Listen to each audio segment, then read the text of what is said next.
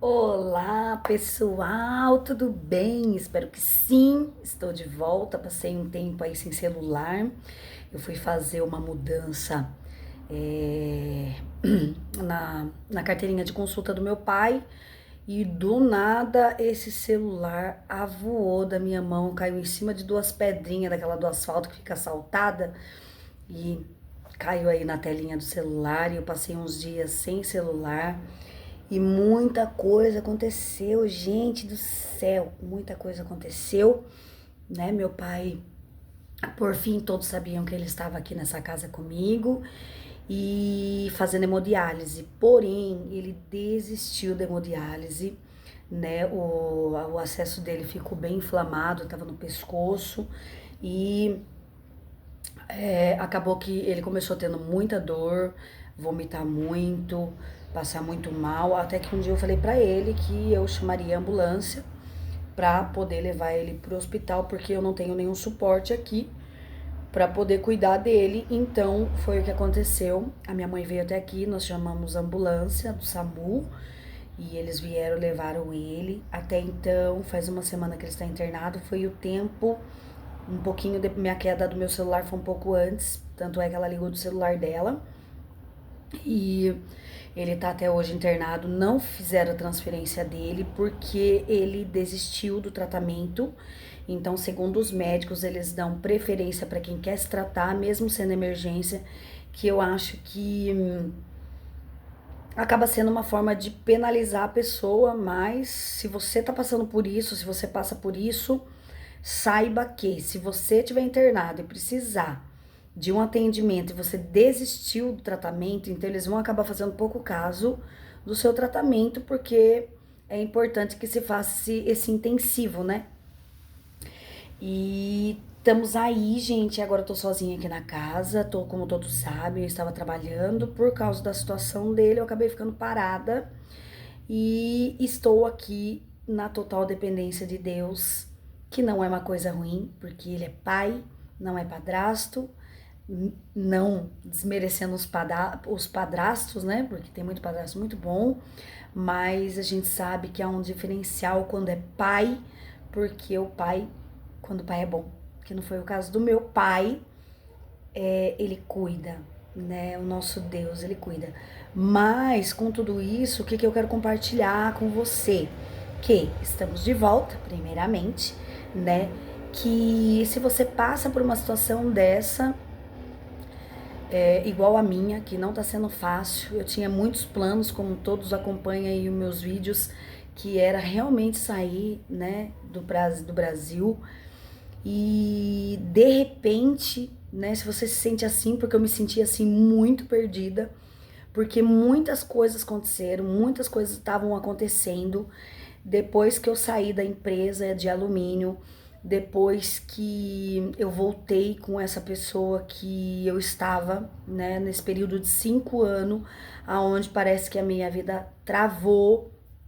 E então, eu tenho visto assim que há muitas influências quando você se envolve com algum tipo de pessoa. Eu não sei se você acredita nisso, mas eu tenho vivido isso e também a respeito das coisas que nós falamos, né? Então, assim, consequências, a lei do retorno. Então, eu sempre penso muito nisso quando eu estou passando por momentos difíceis, complicados. Até então parecia estar tudo perfeito. Você deve ter passado essa fase, ou você pode estar nela, ou você pode estar naquele labirinto onde você procura, você não enxerga, você não vê saída.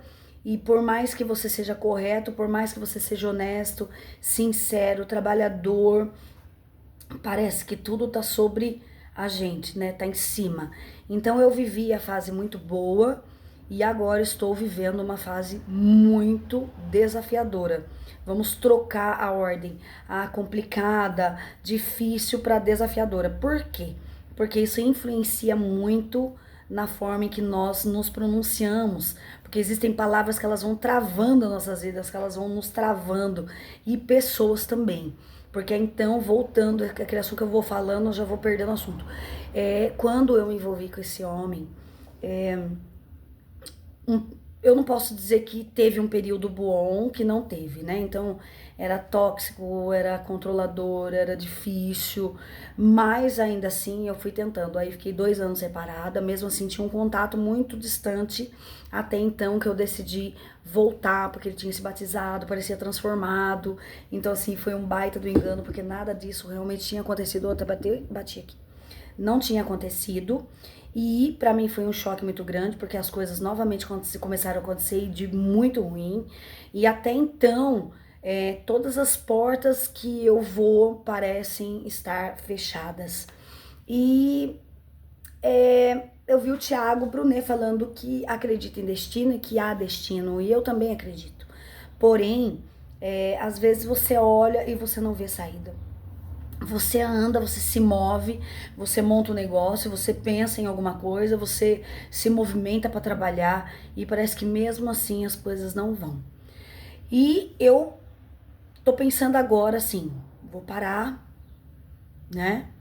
E estar totalmente na dependência de Deus. Porque todas as vezes da minha vida eu começava a fazer, colocava o controle na mão de Deus, de Jesus, e depois, no decorrer do caminho, eu tirava o controle da mão dele e continuava seguindo o meu caminho da forma que eu queria, fazendo as minhas escolhas. E eu sempre acreditei que nossas escolhas influenciam no nosso futuro. Às vezes não tão perto. Amanhã a gente não sabe, mas a gente pode viver aí até os 80 anos e tal e colher essas consequências, tá? Então, assim, por que eu tô falando isso? Porque realmente tudo de bom que eu fiz, tudo de ruim, vamos dizer assim, que eu fiz, tudo que eu comecei a passar de ruim, eu chegava a lembrar do que eu tinha feito de ruim. Ai, mas eu sou uma pessoa boa 100%. Duvido. Duvido que você é, tá? Porque ninguém é. Ninguém é bom. A gente é sanguinário, a gente pensa besteira, a gente tem sim um pensamento ruim, né? Até mesmo quando existem provocações da parte de outra pessoa, e não adianta dizer que não, porque realmente isso é verdade. Nós somos criaturas pecadoras e não adianta a gente vestir umas vestes de santinha e falar, ah, eu sou santo, eu nunca pensei nisso. Mentira, já pensou, e eu tenho certeza, porque a gente pensa. Eu não me considero uma pessoa 100% ruim, mas eu já tive muito pensamento ruim, muita vontade de fazer muita coisa. Porém, a graça de Deus nos transforma e me transformou. Então eu penso na coisa ruim, mas logo depois eu penso na coisa boa. E diante de toda essa situação, eu penso também que eu posso ter uma grande parte de culpa na escolha do meu pai. Por quê? Ele não foi um cara bom. Ele mentia muito. Ele nos enganava. Então, tipo assim, como eu tinha muito receio de que ele tivesse me usando para ter um teto, para ter uma cama, uma alimentação, ou ficar tranquilo em casa, eu me fechei automaticamente.